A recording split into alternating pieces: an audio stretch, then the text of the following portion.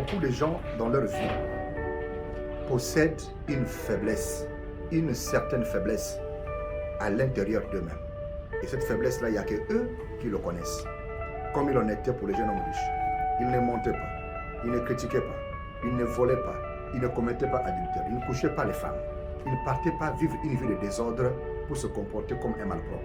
C'était quelqu'un qui obéissait aux 10 commandements du Seigneur Jésus-Christ, mais de la Bible. Mais il était arrivé à un certain temps, il détenait en lui une certaine faiblesse que personne ne connaissait.